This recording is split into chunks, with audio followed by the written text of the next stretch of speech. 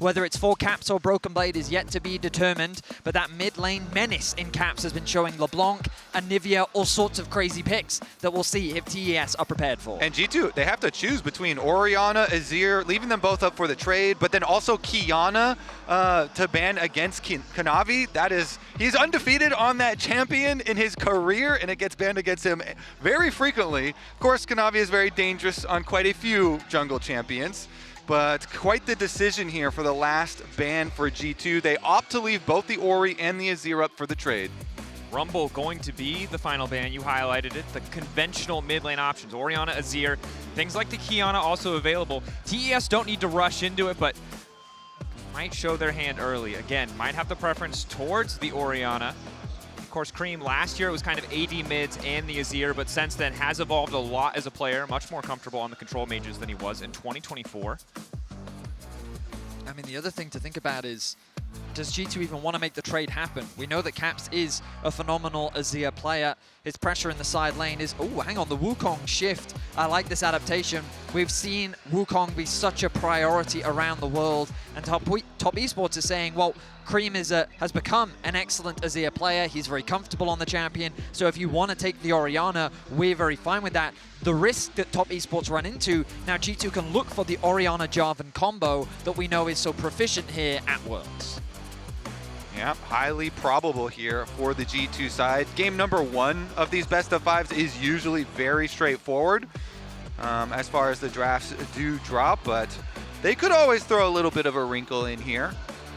And remember that while this does feel like a certain degree of clean slate, Top have already beaten G2 once this tournament, and G2 were a bit out of sorts in the draft phase. We're on blue side that time around. Invisible in that game They were, and I think that most fans are giving them the optimism that they will just reset here, but do need to see a draft that sets them up for some more proactive lanes, some more proactive opportunities, and they're doing it already. They've got a Corki, a champion who could be very oppressive in the early stages of the game, incredible one-item and power spec, and then Orianna, who is, of course, at the top of the tier list for a good reason. Yeah, I mean, the biggest criticism of their previous draft was just that they had no agency in the early game, that Top Esports had 3 pushing lanes. Kanavi really abused that, and he was able to build a huge early game advantage that G2 really couldn't respond to. This time around, G2 trying to get more lane priority, but Creme going back to a comfort pick of his own. You mentioned how he's been known as a melee player throughout his career, bringing out the Akali as an answer to Caps Orianna. Yeah, and Akali can put tremendous pressure in the mid and late game in the side lanes versus Orianna.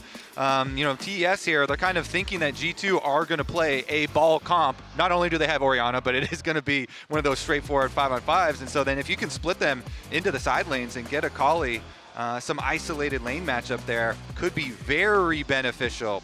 Xin Zhao and Jarvan, kind of the 2 other premier jungles still up. And if you take Xin early on in game number 1 of the Fearless, then that is going to help. I think holding their jungler until 3rd pick was good adaptation from G2 simply due to the possibility of this Akali. I think Akali has a great time versus Jarvan because of how easily she can navigate around his CC, but Xin's ulti just adds that extra wrinkle that she has to take into consideration. So as long as SkewMond doesn't apply that passive, he can potentially knock her out of that shroud. But right now, G2 really needs some more CC to lock down this Akali because Top Esports have a huge amount of backline threat simply from their Wukong and Akali combo. Yeah, Hans may struggle to survive in the context of this game. See what TES want to take away. G2 already limiting the Neeko, don't want to give a potential winning bot lane 2v2. Neeko kind of the ideal champion. She gives you so much engage. She also allows you to get that pushing lane in so many circumstances. Makes it an easy ban here in the second phase. Alistar, of course, a comfort pick for Labrov and a solid champion in the context of this draft, so TES will take it away. Yeah, because we're definitely thinking Hung is going to go like, you know, some sort of Alistar, Rakan, Rell, you know, Nautilus, some sort of engage here, some sort of point and click maybe even to make it a little bit easier. They banned the Alistar themselves because it does have those disengage properties, but you know, as we see, they are filling in the other options. I think Top Esports should really consider a Rell ban.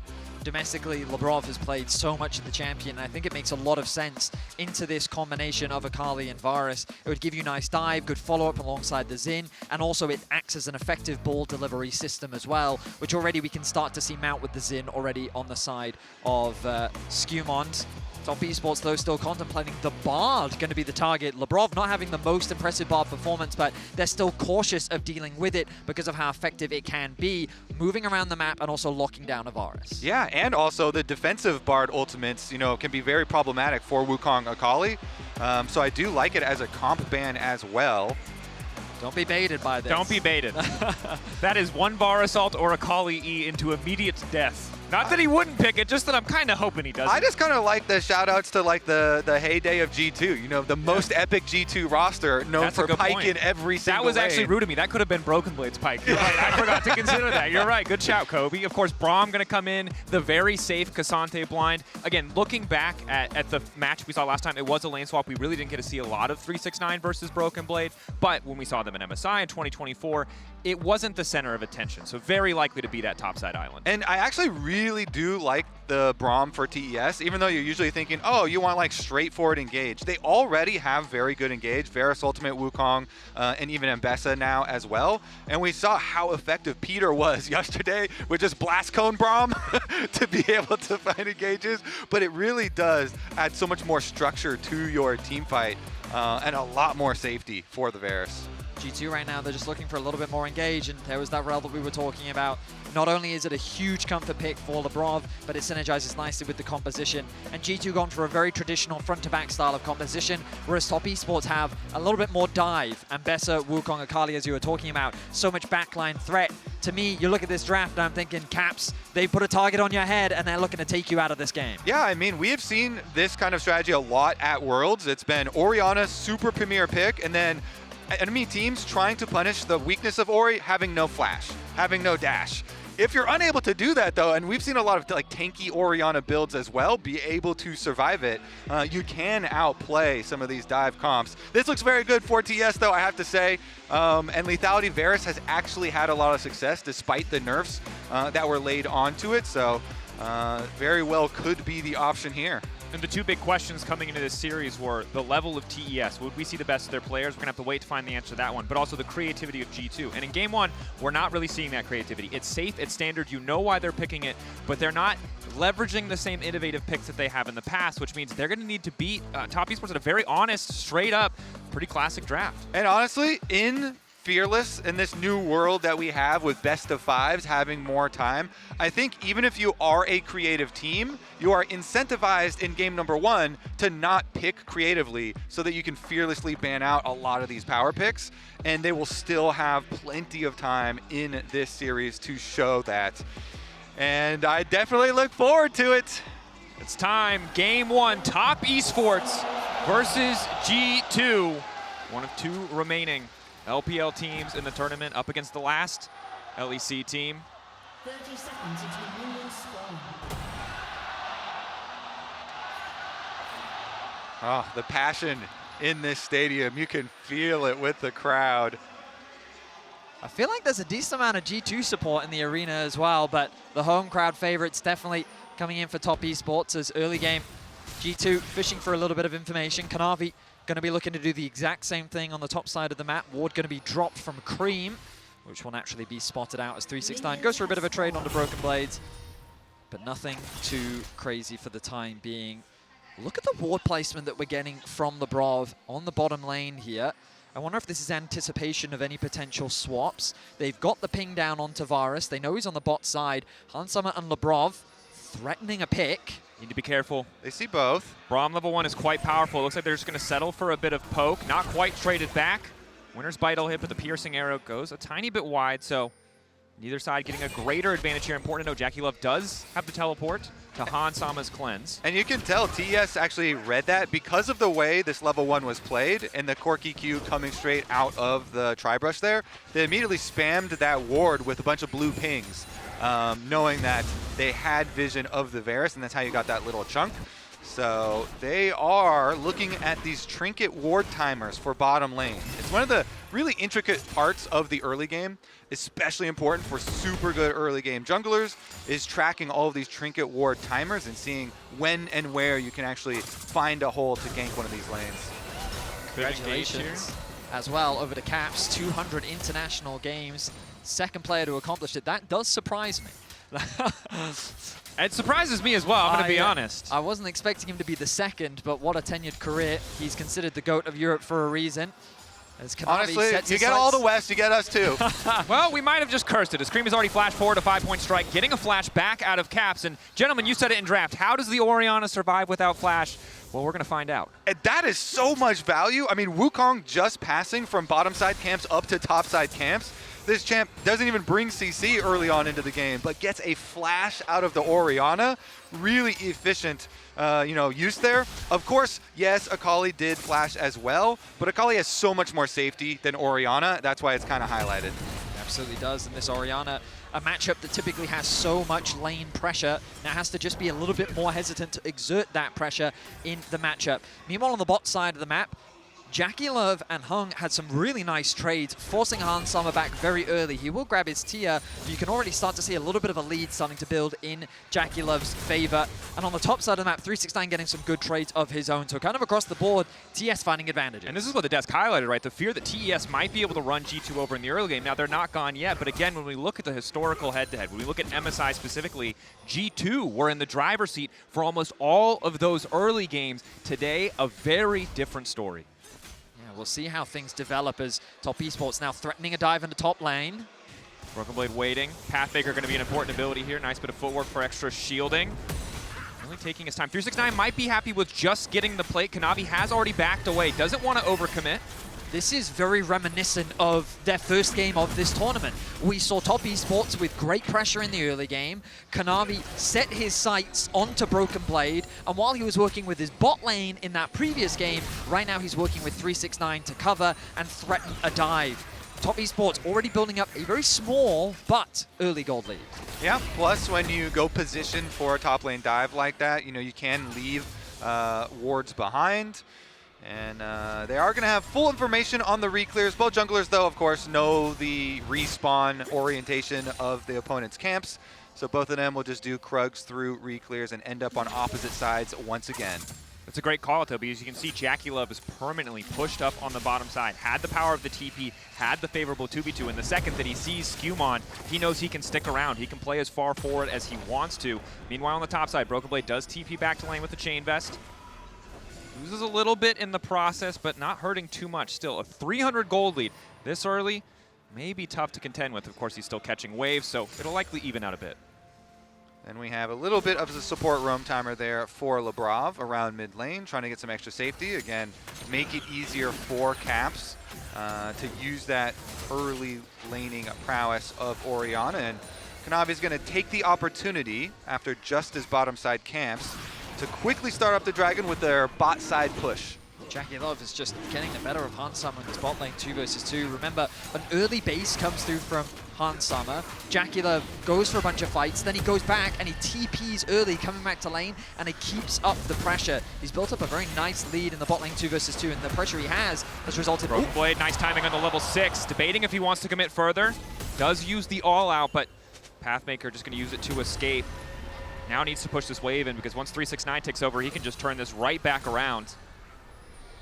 Yep, ultimate 4 flash here, trade to try and set up the next play. Again, looking at the junglers to get their level 6s incoming as well. Since you do stop off for Dragon, and it takes quite a bit of time in the early game, Kanavi now still has to clear up his topside camps, whereas SkewMond has a little time to work with, and so he can get the bot side crab, and that might help out G2's bottom lane. Again, the poke Varus, the lane, very strong, and then looking to just add the execution, little bits of damage from the long range, and the way that these team fights are going to go later for them with all the divers that TES do have. If you just have a little bit of extra execution damage over the top, can make a world of a difference. Definitely can.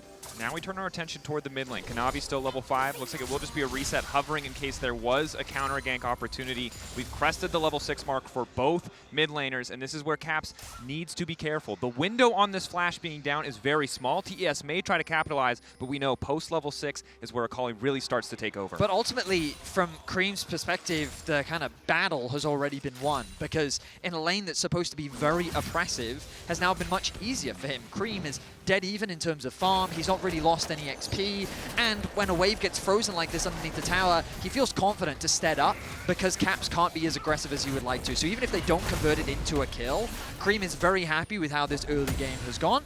And I imagine that soon he's going to be working towards that Hextech alternator, and that component is so valuable in the trade just because it gives you so much skirmishing power in the 1v1. And across the board, TES really getting so much out of this early laning phase. The Braum into the Rell has been working out fantastically for them, resulting in these early objectives. Now we see the reset from G2, Hansama being assigned at the top side of the map, eyes on the Grub spawn, 12 seconds away. Neither side has complete control of the top lane, so it may be a little bit delayed, but clearly both teams aware of where they need to be. Yeah, I mean, after the swap, too, 369 looking very, very good up there. Yeah, he doesn't have flash, but pretty good CS lead for himself, resulting in one of the big discrepancies. Broken Blade now going to pick up some of the bottom wave, but the Grubs are up, and the junglers are ready to fight over them. Level 6s have been acquired. Teleport out for Rell as well does mean that we have the possibilities for contesting at least a couple of them. One Grub already down. Kanavi, though, uses his smite, so may opt to just back away. Caps has access to the TP shortly, but is slightly delayed. Creme also resetting, so it seems like neither side wants to full-on fist fight, just hoping that they can move in, leverage their pressure, rather than needing to go all in. G2 have to be very careful. Burst damage from Akali right now is huge. Akali plus Wukong. Creme on the way in, Unbreakable coming in for Hong. SkewMond going a little bit wide, and winds become lightning, and G2 pulling back as a 4-stack. That's 1-to-1 in terms of overall grubs. TES will grab the 2 grub buff. G2, again, didn't want to push their luck. Have to be so careful fighting into that Braum, fighting into that level 6 Wukong. Yeah, and especially like, I feel like difference in mid laners when you're both coming back from base, and then one of them, you know, has a bunch of mana items, and the other one has, you know, a Dark Seal and the alternator that we're talking about, and has perfect execution available. Very, very scary as far as the immediate impact. Of course, Orianna scales really nicely. Yeah. But if you're going the scaling build with Rod of Ages as well as Seraphs, then have to cede a little bit of the early. So our observer's just highlighting what's happening on the top side of the map, and I have so many concerns for Hansama. He just lost like half a wave, if not the whole wave, as he tried to contest that control wards, and he's also losing a bunch of farm off the back of it. He did swap to the top side where he also lost a bunch of farm, and we already talked about how JackeyLove has kind of been getting the better of him in the trades on the bot side of the map, but that is a full level difference. There is about 3 waves between the two of them, and JackeyLove has basically a kill of an advantage over his lane opponent. And remember, this lethality Varus will spike earlier than the Corki will. That Trinity Force will come online a little bit later than some of these early lethality items just because of their lower cost, which means the top esports, similar to what the desk was saying, should have that early game agency. Their one-item spikes are very scary, and G2 will have to play around that if they want to contest these other neutrals that will be spawning soon. And I think the other big concern you have is when you look at the scaling threat of both junglers, you brought up the Trinity Force and the Wukong, we know Xin can be this highly impactful pick. And sure, JackeyLove is going to struggle when the Crescent Guard is up, but SkewMond hasn't been able to find a great angle to build advantages for these lanes. He has a small advantage for himself, but it did come at the cost of conceding that Drake. And now his lanes, they're not done yet, but they're looking like they're in a tough spot. Yeah, I think both of these G2 carries have to be very cognizant of their positioning, approaching objectives. TES, if there's one angle approaching the team fight that is left in darkness, they could get a massive flank off and immediately delete one of these G2 carries. So have to be very, very cautious in how you're approaching and try and keep the threats in front. Look at these lane assignments from top esports. They've got 369. Ooh, getting Labrov, engaged on. Immediate ulti. Public execution not going to take 369 out to safety. The Ignite ticking down, but he's got more than enough shielding just to walk away.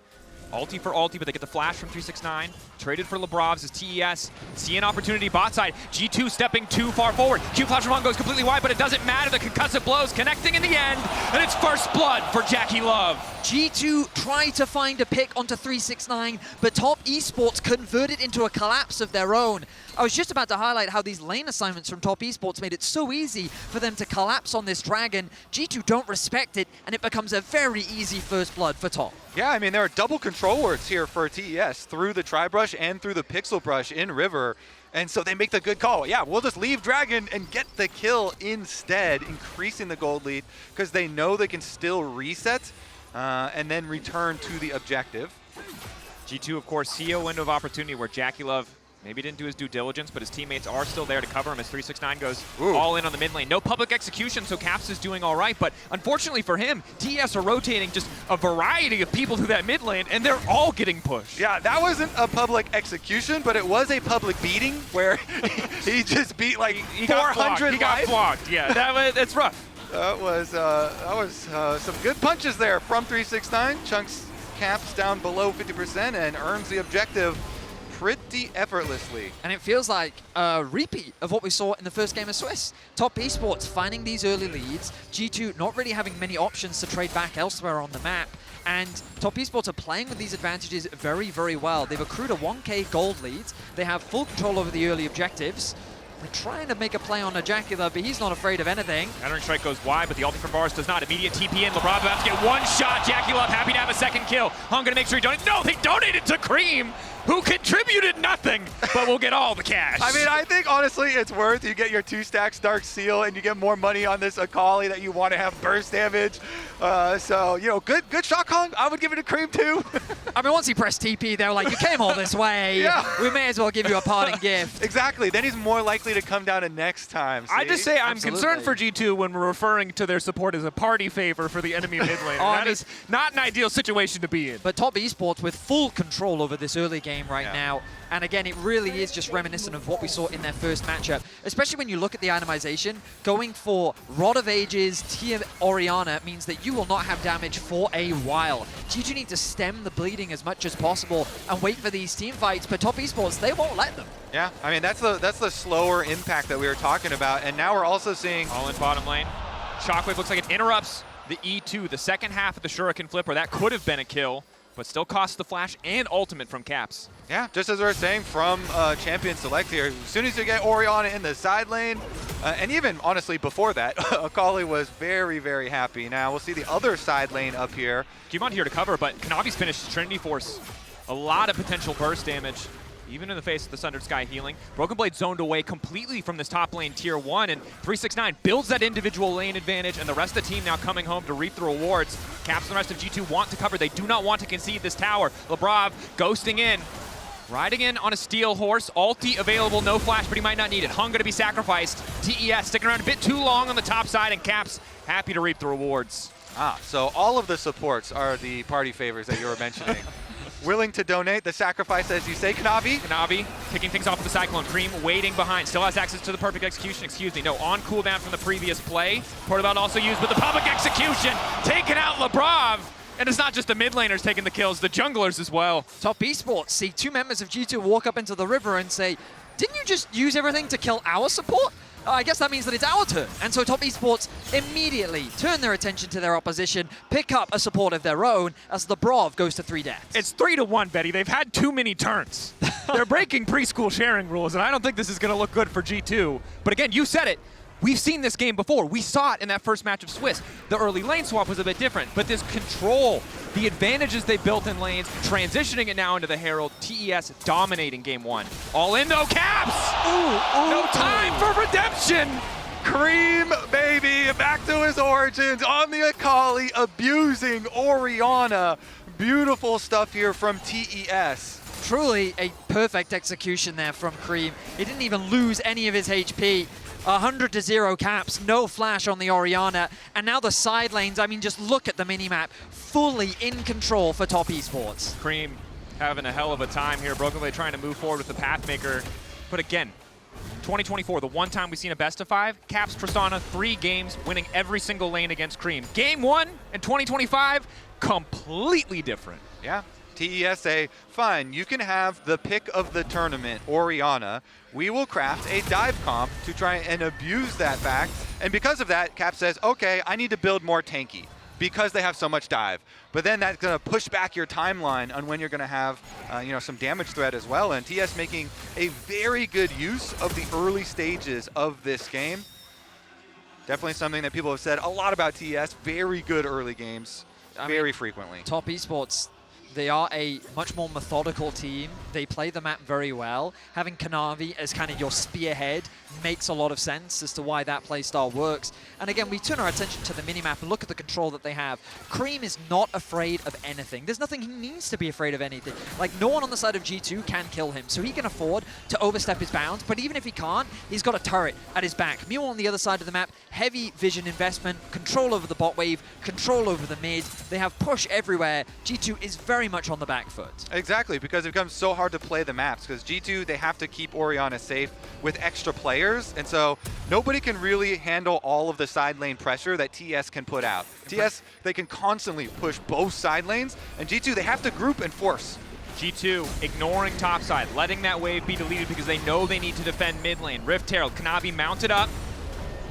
Looking for a knock-up, unbreakable for a brief moment. Now moving into the backside, that's the Cyclone. SkewMond gets out the Crescent Guard to mitigate some of the damage, but he's still locked down by JackeyLove. Moving into the circle briefly as Hung does his best to body block. All in from G2. The public execution brings 369 right into G2's backline, and they start to fall. TES make it look effortless. Creme pulled back, the shockwave caps a moment. He turns it back for G2 and takes 2 in return. Caps, he's popping off. The Orianna has arrived. The shockwave Vedius saves a bit of it for G2.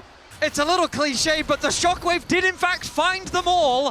He connected onto all 4 members to turn that fight around. Top Esports turned what was Kanavi getting caught into a team fight. I love the confidence from Top Esports to just say, screw it, we can fight this. Why are we afraid? SkewMond immediately has to disengage. Kanavi tries to get back into the Herald. Broken Blade heavily commits, but then 369 finds his way onto Han Summer, takes out the AD carry. Creme does get exhausted, but you know that he's looking for another target. And then the combo from Labrov and Caps, a 4-man shockwave. G2 finds something off the back of a disastrous team fight. And Caps also forcing the Varus flash as JackeyLove was trying to run away there. Let's get back to live though, because after that fight, Shockwave in just a few seconds. G2 know they have an angle to turn it. It's a brief window of opportunity. They managed to take away the Drake. Now they're keeping the fight going though. Excellent ulti again, catching out SkewMond. He's been locked down, he'll be sacrificed. TES get 1 on the exit kills, but G2 slow the soul stacking for TES. Yeah, I think TES should be able to get this game right back on track, but G2 have kind of interrupted that stacking. TES still hanging around. Q3 from Broken Blade. Pathmaker pulling him through as well. JackeyLove charging up the piercing arrow. Decent damage from Broken Blade. The one target it doesn't hit. Caps on the other hand, happy to have all that extra gold after the last fight. The command attack really starting to hurt. I think TES should get back to pushing on both side lanes and making it hard for G2 to control their income on the map. Because G2 have to be so much more careful when they're getting resources here, and TES can still apply that pressure. The thing is, like, we talked about it very early on into the game, but this advantage that JackeyLove has over Han Summer is just monstrous. This Varus is so far ahead, and right now G2 don't really have any threat onto this long-range poke that JackeyLove brings to the fight. And Otacon is on the map, so everybody looking towards the big objective, what has been the equalizer of so many games since its implementation in this season. But this is the good news for G2, because as you highlighted, Cody, the spread out on the map is what G2 can't handle. Grouping up and fighting is what their composition wants. So if there's going to be a moment to turn this game in their favor, it'll be a fight around Otacon. And in this moment, their carries have flashes, while TES do not. Neither Creme nor Jackie have them. Kanavi poking, fishing, maybe hoping to burn one of those flashes without committing too much. As TES desperately fight, they want control of this tri-brush. They do not want G2 to have easy access into the objective, but JackeyLove alone is solo zoning so many of the G2 members off this tower as Creme's starting to poke. Hits the first half of the Shuriken flip. SkewMond thinks that's the angle though, and they start to turn it back. Shockwave though, only connecting on a Hung. Major cooldown missing now as the Redemption heals TES right back up. With the Shockwave gone, I see this as a very difficult way for G2 to fight. Top Esports doing really good job at controlling this space. The poke from JackeyLove, the poke coming through from Creme, knowing that he has the assistance of Hung. They keep G2 at arm's length, but they don't yet start the objective. They want to get the tower, and this will go uncontested. G2 losing more and more control over the bottom side. Passive control gone now that the tower's been deleted. Kanavi poking his head in. It's the blue buff picked up by TES. G2 again, we've seen it before, we saw it in Swiss. Getting bled out in this game by Top Esports. Braum stays on the bottom side. TES don't need to force. They don't need to start this if they don't want to. I mean, look at the side lanes. Kobe was talking about it earlier. When Top Esports played the map, it's very difficult for G2 to deal with all of that pressure. Top lane just lost an entire wave. Mid lane is being pushed in by 369. Advantages are just passively being built by Top Esports. And remember, G2 won that fight in mid. They lowered the gold gap, but now it's ballooned back up to 3.8k. TP to the bottom lane from Broken Blade. He is there first. 369 has access to his, but he's putting pressure on the top side. G2 forcing the Otacon, recognizing a brief window of opportunity. They need to make this work. 369 is trying to buy first and then teleport in. 8K getting lower. Kanavi looking for the flank. G2 have no idea.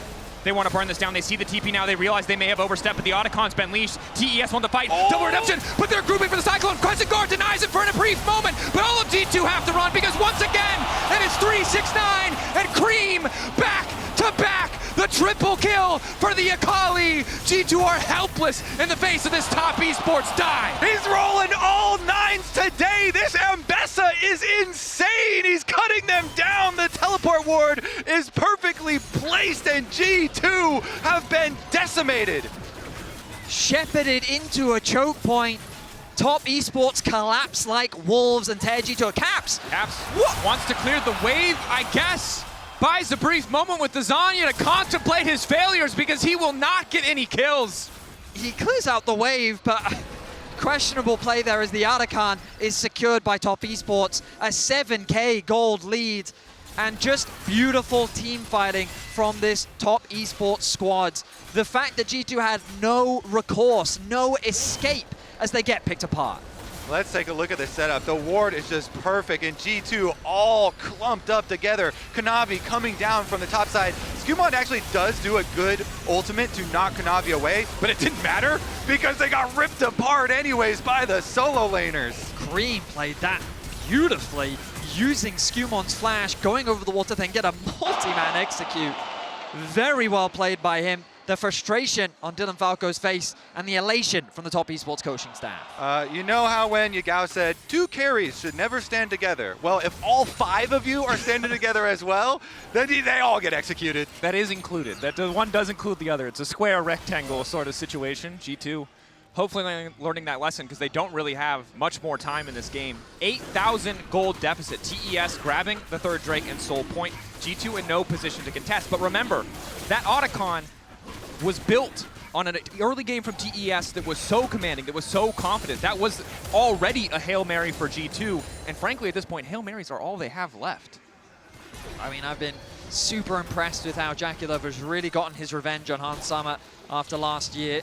Creme coming out with the comfort pick, and just, as you mentioned earlier, Kobe, Orianna Azir has kind of been the trade of the tournament, and Creme saying, you know what, no, I know Akali is good into this matchup. With the Wukong by my side, I know I can do some serious damage. 8, 1, and 4 scoreline. He's been involved in 12 of the team's 13 kills. And I think Caps' desperation to hold on to that tier 2, I don't think he's feeling good about it now because now he has this Seeker's Arm Guard and no money to complete the item as he's caught out once again.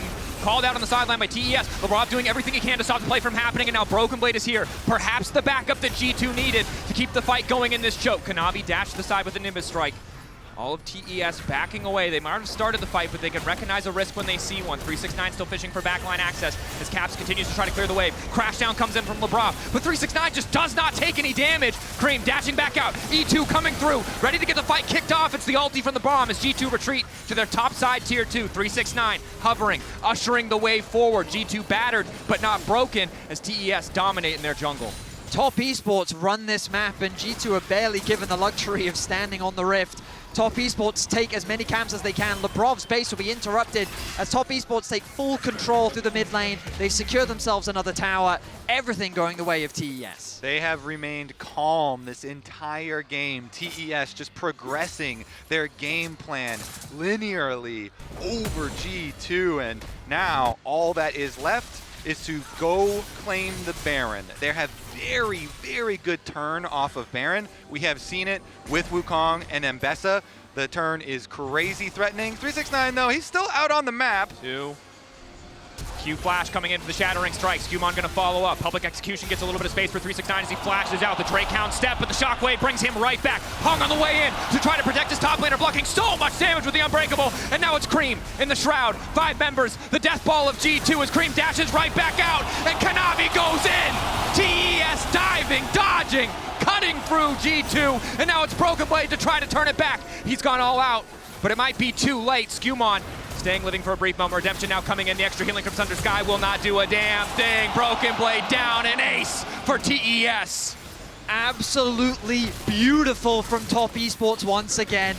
Creme went in a little bit too eager. He was isolated from his team, but the moment that Kanavi finds the angle onto the backline, G2 just fall apart. Yeah, this is one way to start a fight. Just keep on split pushing as the only one left applying pressure. 369 uses his ult, his flash, his dashes. Still gets locked back in by the Shockwave, but by that time, he's already bought enough time for Hung to come up and provide the extra defense. Then Kanavi comes in. He gets the triple knockups into another knockup, immediately deleting Hans Sama. And the rest of G2, all they could do was actually take down their primary target, the original target of 369. But I think that might be the last target that they get to actually take down in this game. And again, while it started okay, because they didn't immediately get deleted, JackeyLove got a 4-man ult in that fight, 3-man Cyclones. G2 can't afford to group, but they also can't afford to split up. There's no right option left. They can't afford anything because they're 11,000 gold down. Yep. I mean, right now, G2 just needs to be thinking about game 2 because this one feels done and dusted. Top Esports from start to finish have been in full control, reminiscent of what we saw at the beginning of the Swiss stage. Top Esports converted a strong early laning phase performance into great objective control, into just better team fighting. And while Caps did find a nice Shockwave to at least give a little bit of hope back to the G2 squad, it was quickly snuffed out by Creme. And remember, for both of these teams, there are questions about how they will respond to pressure. For now, Creme needs to worry about responding to the Xin, though, as he dodges through, managing to get away from the Shockwave. Redemption going in. He will dash through with the perfect execution. Goes back in onto Caps. I don't think he needed to go back in. Kanavi can... That one wasn't it, but Caps gonna flash out. The exhaust is there. Wants to convert the kill back onto Caps. Labrov there trying to body block as best he can. Slow coming in from the Celestial opposition. Crucially, the piercing arrow from JackeyLove does not connect. I mean, G2 found a pick at this point. A pick is the best thing that you can hope for this late into the game. It will slow down Top Esports a little bit as the rest of G2 are catching waves where they can, but that put about a 1k dent in the 10k gold lead. Also, it did take some pages out of the Medjais that Creme had stacked, so you can call worth if you want.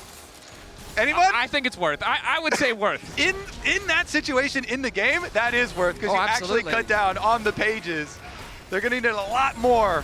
Creme did get the Zanyas, though, so we'll have access to another stasis effect as Kanavi's just stepping forward to poke. Ulti from JackeyLove locking down Broken Blade. It's a split fight. Kanavi still stepping forward, not hesitating to do so much work. Shockwave only connecting onto 369, but it just does not stop him. Oh my God. Passive procs left and right. Running down G2 Esports, a double kill for JackeyLove as these kills are donated to him so consistently. Flashes over the wall. He knows a dead body when he sees it, and G2 out of this game 1. Creme was just the starter. The main dish of 369 had yet to arrive, and my goodness, did it blow G2 away in game 1. G2 sent reeling TES. The dominance from Swiss was not a one-time thing. G2 sent back to the drawing board as TES run a victory lap around Summoner's Rift. And Shanghai is popping off with that victory. Very dominant from TES. I mean, from start to finish, nothing but control from the side of Top Esports. On this Xin Zhao, we really didn't see SkewMond have many opportunities to find ganks, but really just the individual lanes from Top Esports really got the better of G2 here in game 1. And this is what we were thinking. Will G2 be able to stall and keep up with TES in the early game? The answer in game 1 was no. We'll have to see how they adapt as we send it back over to the analyst desk. JackeyLove saying, did you remember MSI? No, this is a different game. This is Worlds. This is what we did to you back in the Swiss stage. Did you think it was going to be any different? Because to me, Rab, it did seem like the same strengths that Top Esports had and the same weaknesses that G2 had in that game came